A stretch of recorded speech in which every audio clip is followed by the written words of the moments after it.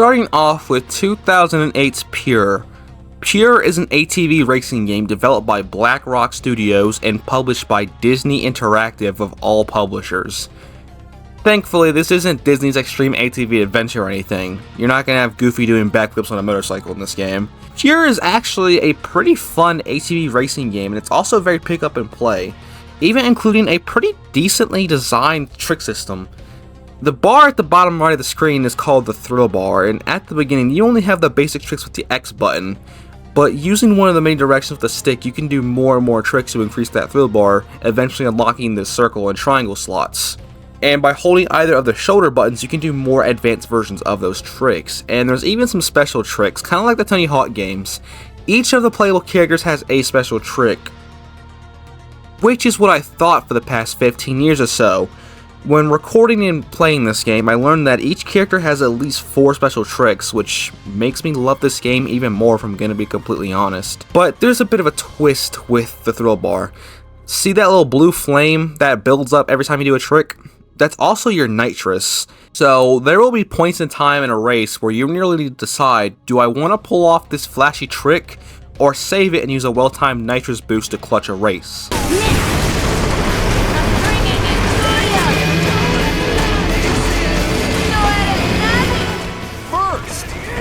As I mentioned before though, Pure includes 6 playable characters and a final 7th when you complete the game. They all have alternate outfits and even full bios, which is nice. There isn't really much of a difference between the characters apart from special tricks and the cosmetics, but I did try and play as every character for visual variety.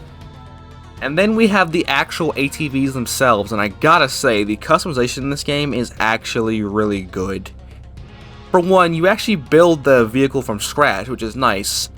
From different engines, sprockets, brakes, more. We even have like different body kits and shit like that. It's really detailed. One weird thing that I always did as a kid was I tried to make the ATVs match the outfit of whatever character I was playing as. Let me know down in the comments if you did this too, or if I'm just the weird kid, who fucking knows.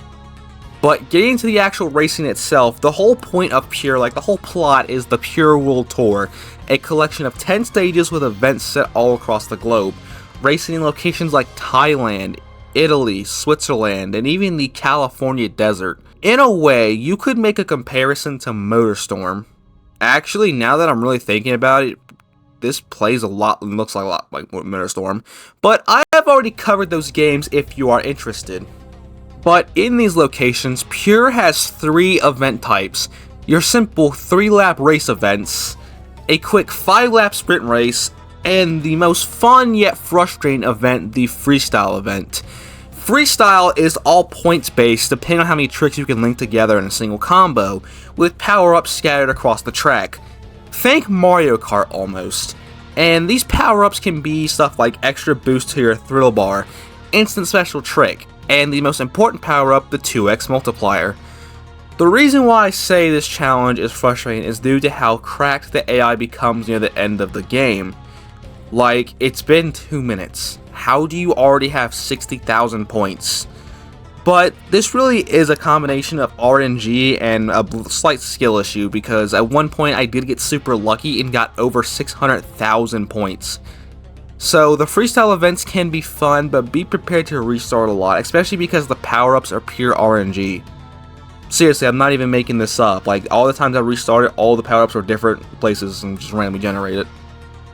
But that honestly goes for all the events, but in my experience, I got through the races and sprint races fairly easily, and if I didn't win, the lowest I ever came was 5th. Because by the time you even reach this point, you have Class A engines unlocked. And there's no difficulty option, the game just gets harder the more you go on, which I guess for this era makes a lot of sense, but I would have much rather had have a difficulty slider. But, as I said in the beginning of this video, why is this game not talked about that much? That's because there's not much to say about it, honestly. That's like the main reason why it's taking me so long to cover it, there's just not much to really talk about it.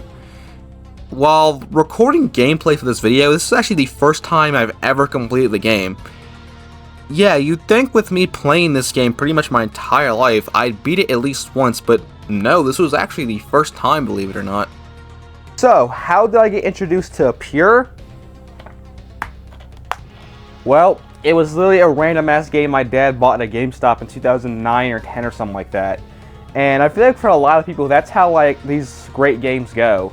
But it's not really talked about as much. Not many people played it. It didn't sell as well, and there's no publicly available sales records, which sucks. But it's still a pretty good racing game in my opinion. Very underrated and fun. And that also goes for the next game we're going to talk about, because once again, this was a random ass game my dad bought on the PSN store. Ragdoll Kung Fu. Do I fucking love you. If you've made it this far into the video and you know what this game is, congratulations, you are one of the few people who experienced this game. And for those of you who don't know what the hell this is, well, this is a review, so let me explain. Ragdoll Kung Fu is a platform fighter akin to Super Smash Bros. This coming from someone who's only played Smash Bros. Once their entire life, so if I'm incorrect, feel free to roast me in the comments. But its whole gimmick is its action figure art style and its use of the 6-axis ability of the DualShock 3. So, for example, if you want to throw a fireball, you shake the actual controller to build it up. You want to do a flying punch or kick? Just yeet the controller left or right.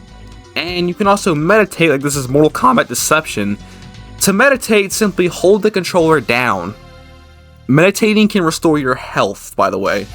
And I know this has to happen at some point, but I feel bad for the people who accidentally yeeted a controller trying to play this. But this is all tied to what the game calls chi. What is chi? I don't know, it literally just acts as a special move slot basically. But you earn and gain chi by hitting more strikes. But aside from all the 6-axis shit, it plays like a normal fighting game with the face buttons doing strikes. You can even pick up weapons like nunchucks and swim around with the right stick like a fucking loser. But the main meat and potatoes of this game is its challenges. Some of the challenges are your simple survival, a King of the Hill where you can taunt by using the triggers and the joysticks. The fact I can do the DX crotch chop in this game is fucking hilarious. Listen, I may have been born in 2007, but doing that shit got me in trouble so many times. Anyway, probably the most unique and dumb challenge in this game is capture the fish. Why is this here? You literally just throw a fish into a basket and someone tries to stop you. Why is this here? I have no fucking clue, but it's hilarious. Sometimes the simplest things can make you bust out laughing. A bit of a painful memory for me, and my dad by extent, was there was this challenge with Shang Tsung's distant cousin where you need to throw all of the opponents off of the stage, and this is actually harder than you would think it would be.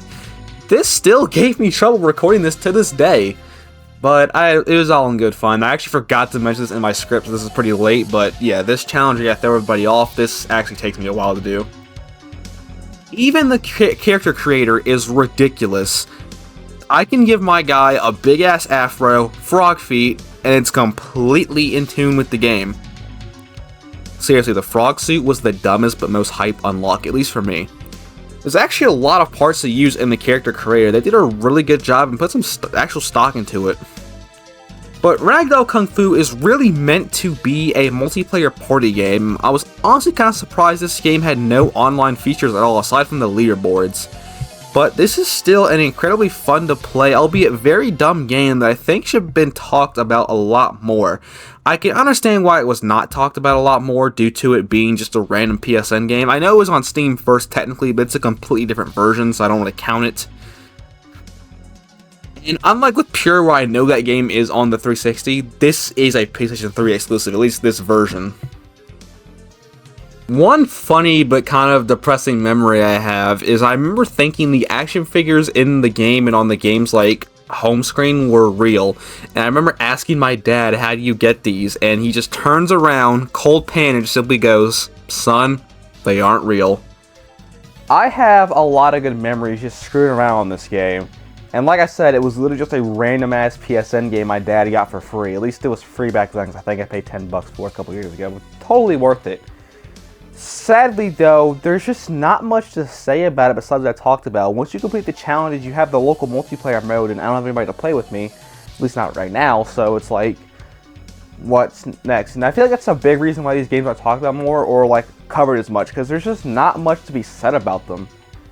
But I hope you guys enjoyed my nostalgic look back at Pure and Ragdoll Kung Fu. If you have any more random obscure PS3 era games or even PS2 era games that you'd like to see me cover, let me know down in the comments. Make sure you share this video with all your friends and subscribe. And I'll see you guys in the next video. Peace. If you guys enjoyed this video and what I did, make sure you check out one of the 2 videos that are popping up on screen right now if you're interested, and I hope you have an awesome day.